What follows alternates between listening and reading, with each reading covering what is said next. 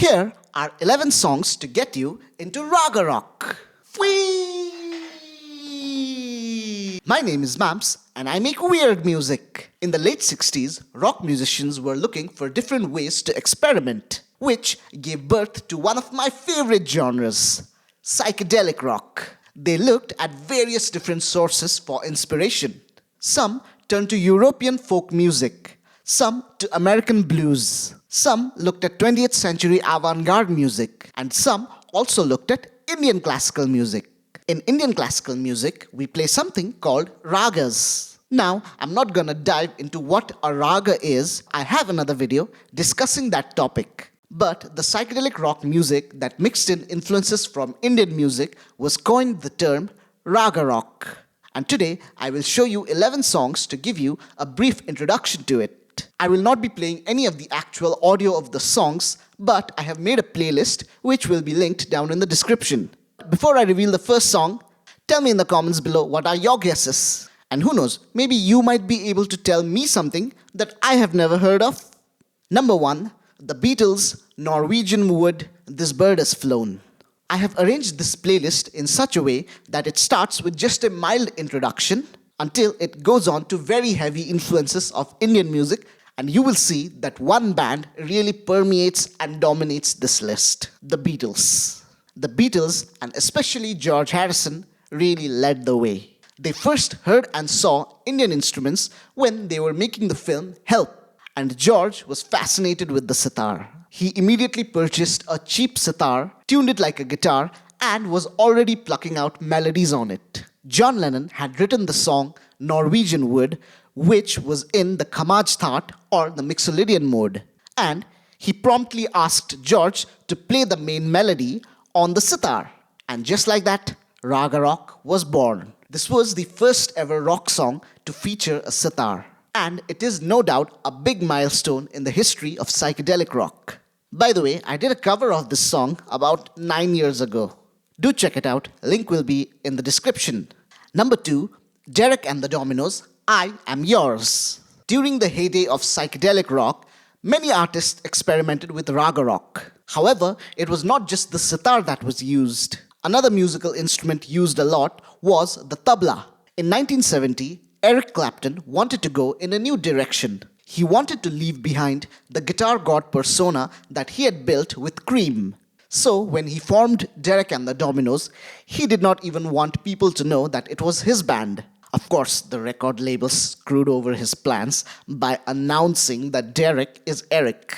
But anyways, he was looking at new directions to take. On the album, Leela and Other Assorted Love Songs, we can hear that he is really going out of his comfort zone. Even adding a second guitarist, Duane Allman, who could rival himself as a guitar soloist. And yes, on the track I Am Yours, I was surprised to hear tablas beneath the beautiful slide solos of Derek and the country-like vibe of the song. That is unthinkable for a song by Cream in 1967. Another interesting thing to notice about this song is the complex use of syncopation. It is still in 4/4, but the main chorus is syncopated in such a way that it feels like it's not. I'm actually not too sure of it. It could even be an odd time signature. Number 3, Led Zeppelin, Black Mountain Side. Another guitarist who was enamored with Indian classical music's sound was Jimmy Page. On this track, we can hear tabla being played by Viram Jasani. But not only do we hear the tabla, what we also hear is that Jimmy Page is consciously trying to emulate the sound of the sitar on his guitar. He has used the dadgat tuning, which is somewhat similar to the sitar tuning because of the presence of the fourth in an otherwise open tuning. I have another video on the cards where I will be showing in more detail how we can emulate the sound of the sitar on the guitar, including this very technique. So make sure you are subscribed to the channel. Oh, and while you're down there, please do also like the video. But anyways, coming back to the song, here you will actually hear odd time signatures in play. There are a lot of complex time signature changes on this song, and they will feel very lilting and disbalanced, very untuned. Number 4, the Rolling Stones, Painted Black.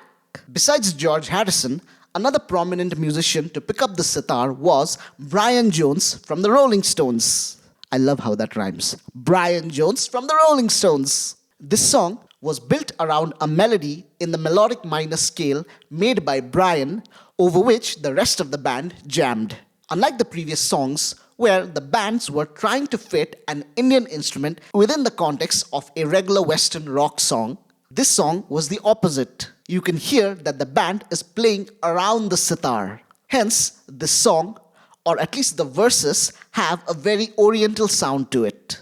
In Indian music, the concept of chords and chord changes does not really exist. This creates a very droning and hypnotic sound. And on the song Painted Black, we can hear that the verses are also in one single chord. Coming out in 1966, I think this was the first song to not just incorporate Indian instruments but also the vibe or the aesthetic of Indian classical music. Number 5, Led Zeppelin, Kashmir.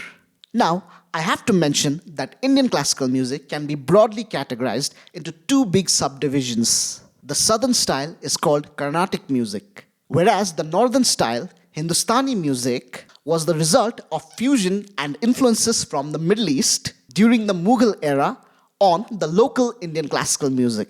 And at the geographical heart of these two neighboring regions is the land of Kashmir.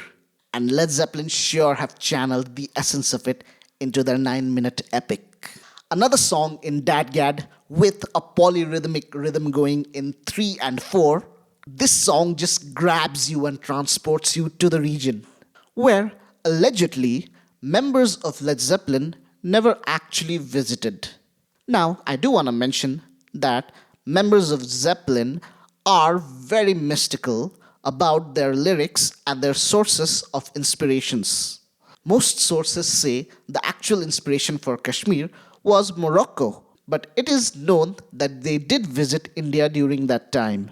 So I don't know if I believe the Morocco reference. Our band Introvert even covered this song during our EP release gig. We had the whole concert filmed and released on YouTube, but during this song, the camera's battery died.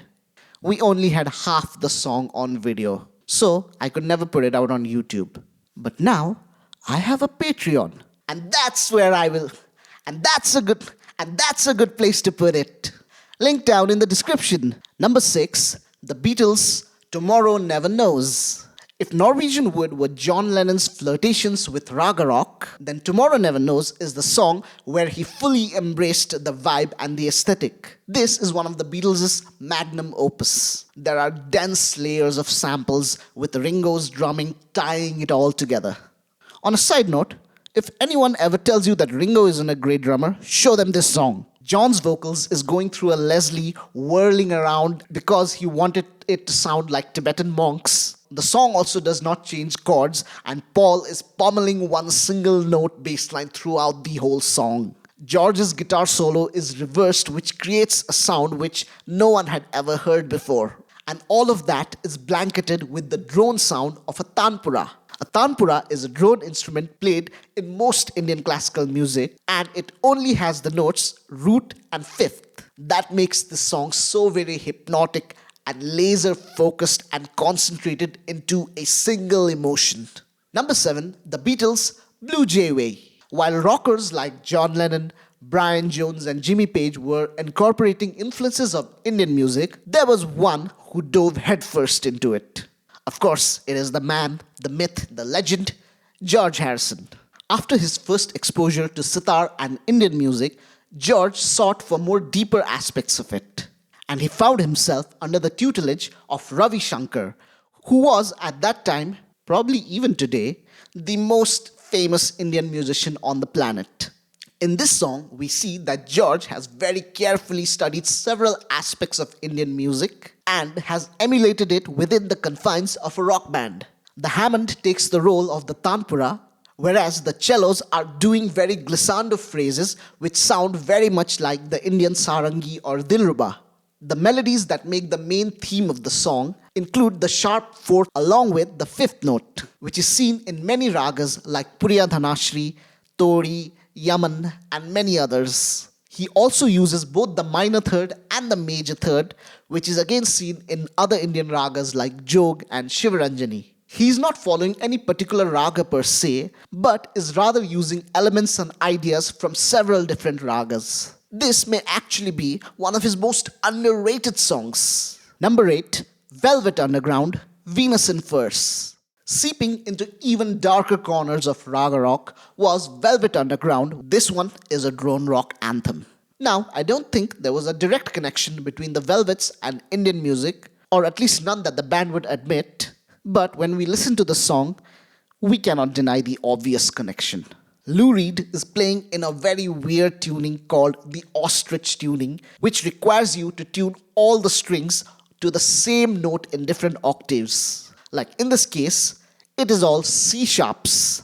And I just realized this, it's not even in my script. A lot of Indian music is also tuned to C sharp. John Cale is playing his electric viola with lots of glissando, just like Indian classical meads. And Maureen Tucker's kick drum and tambourine groove is so very minimalist and repetitive, hence accentuating the hypnotic effect of the song.